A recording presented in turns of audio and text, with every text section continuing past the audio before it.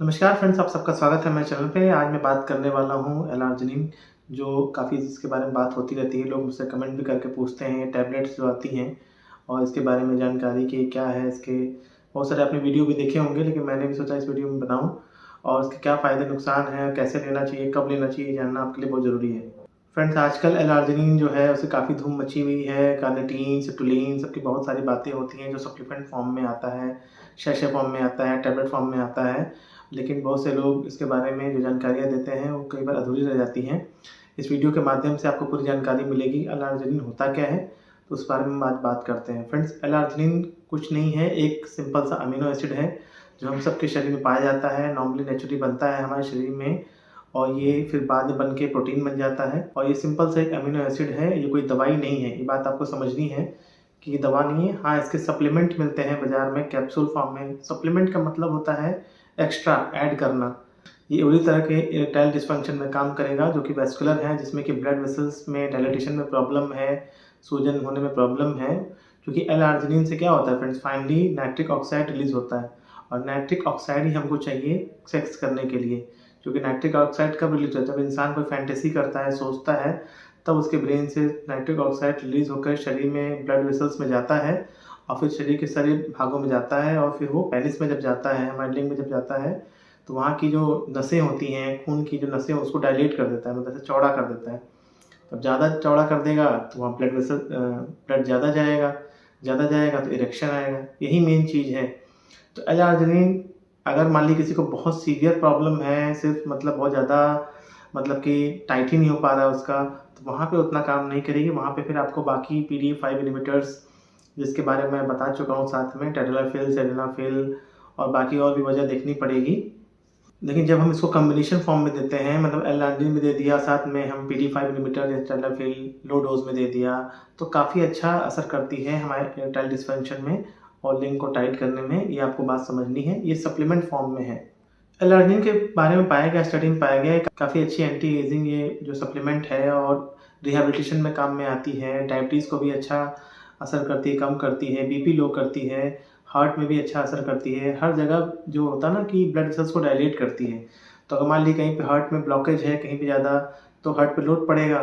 जब नसों में ब्लॉकेज रहेगी ब्लड वेसल्स में, तो जब उसको अगर चौड़ा कर देगी नाइट्रिक ऑक्साइड रिलीज़ करके, तो हार्ट में प्रेशर कम पड़ता है। इस तरह से कई जगह ये काम करती है। एल-आर्जिनिन की वजह से नाइट्रिक ऑक्साइड जब रिलीज़ होता है, तो ब्रेन में जहाँ-जहाँ हमारे शरीर में ब्लड वेसल्स हैं, आप जानते हैं पूरे शरीर में ब्लड वेसल्स हैं, तो जहाँ-जहाँ ब्लड वेसल्स होगी सब डायलेट होगी। जैसे कि किसी को माइग्रेन है, तो ब्रेन में जाके उसको डायलेट करेगा तो थोड़ा आराम मिलेगा। अगर मान लीजिए कि मसल्स में जा रही है, वहाँ पे ब्लड वेसल्स को डायलेट कर रही है, बड़ा चौड़ा कर रही है, तो मसल्स को क्या होता है ना, अच्छा ऑक्सीजन मिलेगा, ज़्यादा ब्लड मिलेगा, तो उनको भी ताकत मिलेगी, उनका स्टैमिना बढ़ेगा।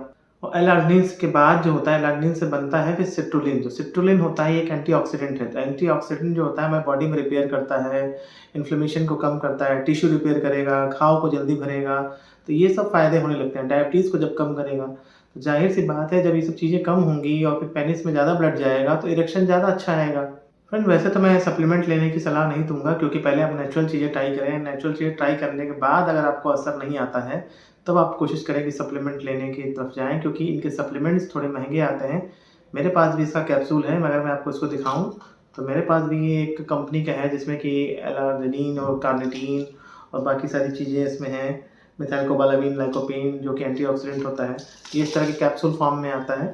बहुत सारी कंपनियों में आता है, सैशे फॉर्म में आता है, लेकिन ये थोड़ा महँगा होता है। अब जैसे मान लीजिए ये है, तो इसका एक जो ये गोली है ये ₹50 की है, तो काफ़ी महँगी है और इसको काफ़ी लंबा समय चलाना पड़ता है। 1 से 2 टैबलेट खाने पड़ते हैं, 3-3 टैबलेट खाने पड़ते हैं, 2-2 3-3 महीना। अगर आप 10 दिन सिर्फ़ खाएँगे तो उतना असर नहीं आएगा। तो मेरी सलाह ये रहेगी कि नेचुरल प्रोडक्ट्स पे ज़्यादा जाइए।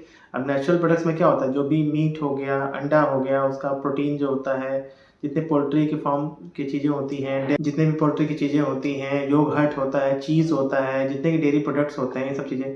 पम्पकिन का सीड जो होता है, जैसे कद्दू का सीड, जिसमें बहुत ज़्यादा एलर्जी माना माना जाता है। ये माना जाता है कि 1 कप अगर कद्दू का आपने बीज अगर खा लिया, तो लगभग 6 ग्राम आप एलर्जी आपके शरीर में आ जाएगा। सोयाबीन का सीड है, वाटरमेलन सीड है। मतलब पहले मेरा कहने का मतलब ये है कि पहले आप नेचुरल चीज़ों को ट्राई करिए, अपनी लाइफ में अपनाइए, नॉर्मल एक्सरसाइज करिए और ये इसके बाद अगर आपका असर नहीं आता है आपके शरीर में, आपके, तब आप सप्लीमेंट के फॉर्म में जाइए, तब क्योंकि चीज़ें महँगी होती है और लंबे समय तक खाएँगे तभी आपको फ़ायदा करेगा।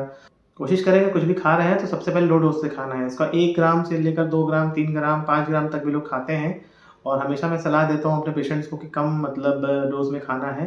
क्योंकि वही बात है कि अगर आपने ज़्यादा डोज़ में खा लिया तो शुरू में तो ज़्यादा असर आएगा, लेकिन फिर बाद में हो सकता है कि इसकी आदत पड़ने लगे, डिपेंडेंसी पड़ने लगे और खर्चा तो होता ही है। जितना ज़्यादा महँगा होगा उतना ज़्यादा खर्चा होगा।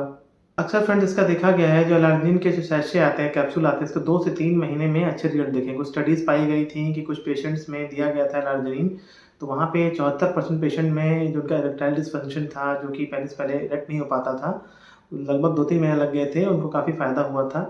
अगर इसमें आप साथ में लो डोज़ में टेडलाफिल, सिल्डेनाफिल लो डोज़ में, जैसे टेडलाफिल की 2.5 एमजी गोली, 5 एमजी गोली, तो बहुत अच्छा असर आने लगता है और बहुत अच्छा फ़ायदा होता है। कुछ सावधानियाँ रखनी होती हैं या कुछ कंट्राइंडिकेशंस होते हैं, जैसे मान लीजिए हार्ट का पेशेंट्स है, मान लीजिए वहाँ पे अगर 6 महीने पहले हार्ट अटैक आया है लगभग या उससे कम में आया है, तो वहाँ पे नहीं देना है। अगर मान लीजिए किसी को किडनी की प्रॉब्लम बहुत ज़्यादा हो रही है, तो वहाँ पे नहीं देना है एलार्जिन को, क्योंकि पोटेशियम लेवल को बढ़ाता है, इलेक्ट्रोलाइट इम्बैलेंस होने लगता है, ये प्रॉब्लम काफ़ी हो जाती है। और बीपी की दवाइयाँ चल रही हैं, तो वहाँ पे नहीं देना होता है, ध्यान से अपने डॉक्टर से मिलना होता है, क्योंकि क्या होगा बीपी को फॉल कराएगा, तो चक्कर-वक्कर आ जाएगा, गिर सकते हैं आप। तो एलार्जिनिन जो होता है काफ़ी अच्छी चीज़ है और वैसे तो हमारी बॉडी में नेचुरली मिलता है, लेकिन जब एक समय हो जाता है इंसान को मान लीजिए बाकी चीज़ें काम नहीं आती हैं तो कॉम्बिनेशन थेरेपी देना बहुत ज़रूरी होता है, मिक्सचर ऑफ थेरेपी जिसमें कि हम पीडी-5 इन्हिबिटर्स देते हैं और कई बार और भी चीज़ें देते हैं, बाकी समस्या भी पेशेंट से बात करके दिया जाता है और इस तरह के सप्लीमेंट से बहुत ज़्यादा फ़ायदा होता है। आजकल तो एलार्जिन का काफ़ी अच्छा रोल है, बॉडी बिल्डर भी देखते हैं, बॉडी बिल्डर भी यूज़ कर रहे हैं क्योंकि उनका स्टैमिना बढ़ाता है और मसल जो होता है उसमें ब्लड फ्लो ज़्यादा बढ़ाएगा, तो जब मसल में ब्लड फ्लो ज़्यादा आएगा तो ज़्यादा पंप कर सकते हैं चीज़ों को लेकर।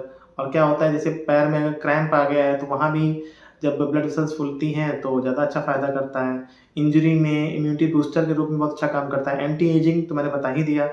तो एलार्जिन के बहुत सारे फ़ायदे हैं, लेकिन इसको ध्यानपूर्वक यूज़ करना है। और मैं आपको ये भी बात बता दूँ कि सिर्फ़ एलार्जिन के कैप्सूल सैशे से ही सब कुछ ठीक नहीं होने वाला है।